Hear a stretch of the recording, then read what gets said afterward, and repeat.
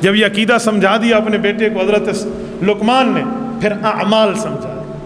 اعمال میں سب سے پہلے نماز کی بات کی ہے۔ کیوں؟ نماز بنیادی چیز ہے۔ اگر نماز کسی بندے کی درست نہیں ہے نا، اس بندے کا باقیوں سے معاملہ بھی درست نہیں ہے۔ کیوں؟ جو اللہ کا حق کھا رہا ہے وہ عبداللہ کا حق کیوں نہیں کھائے گا؟ اللہ کا حق کھاتا ہے، عباد اللہ کا حق نہیں کھائے گا؟ اللہ کا کھائے گا، اللہ کے بندے کا نہیں کھائے گا۔ تو سب سے پہلے جس کی نماز ٹھیک نہیں ہے اس کی کچھ بھی ٹھیک نہیں ہے۔ وہ جتنا اپنے آپ کو صوفی پارسا اور اچھا اور پتہ نہیں کیا سے کیا اور مسلح اور ریفارمر کہتا پھرے، اگر نماز کا نہیں ہے تو کسی کا نہیں ہے۔ تو پہلے اعمال میں نماز کا فرمایا، یا بنی اقم الصلاۃ، میرے بیٹے نماز پڑھو، نہیں نماز قائم کرو۔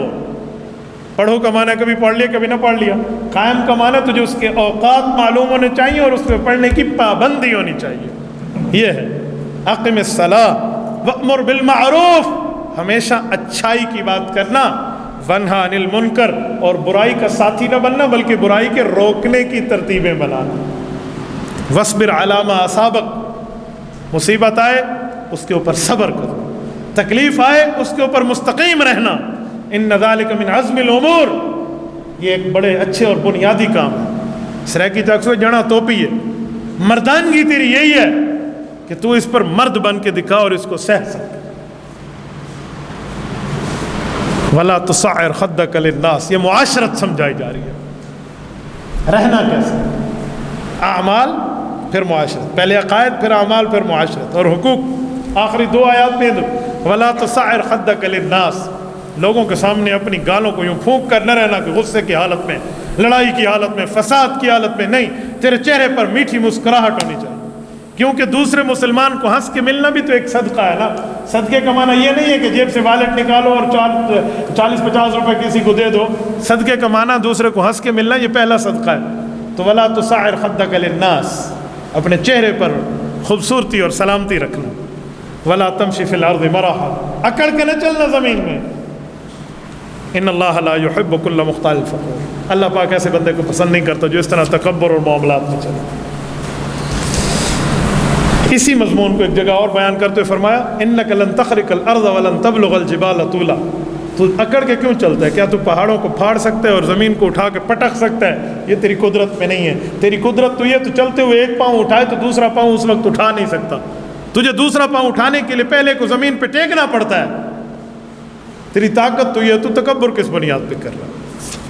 اور حقوق میں فرمایا وَاقْصِدْ فِي مَشْيِكَ وَاغْضُضْ مِنْ صَوْتِكَ إِنَّ أَنْكَرَ الْأَصْوَاتِ لَصَوْتُ الْحَمِيرِ، اپنی چال میں اپنی گفتگو میں میانہ روی رکھنا۔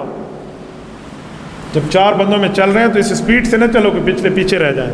اگر تو قائد، لیڈر، رئیس اور قوم کا وڈیرا بن کے چل رہا ہے تو تجھے اپنی قوم کے احساسات کا لحاظ ہونا چاہیے، اس ترتیب پہ چل۔ وَاغْضُضْ مِنْ صَوْتِكَ، اپنی آواز میں اتنی چیخ نہ ہو کہ کسی کو تکلیف ہو، اور اتنا آہستہ بھی نہ ہو کہ صوفی بصفا صاحب اتنا صوفی ہے آواز، یہ کون سا صوفی پن ہے؟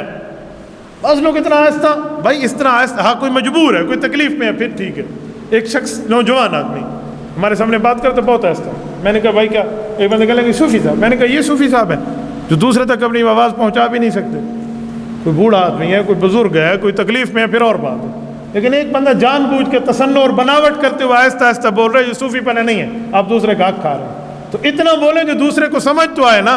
وَاغْضُضْ مِنْ صَوْتِكَ إِنَّ أَنْكَرَ الْأَصْوَاتِ لَصَوْتُ الْحَمِيرِ، برے آوازیں نہ نکالنا، برے آوازیں تو گدھوں کی آوازیں۔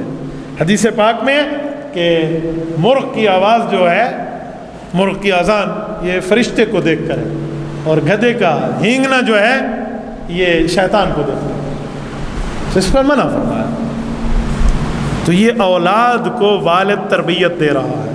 تبارك الذي نزل الفرقان على عبده ليكون للعالمين نذيرا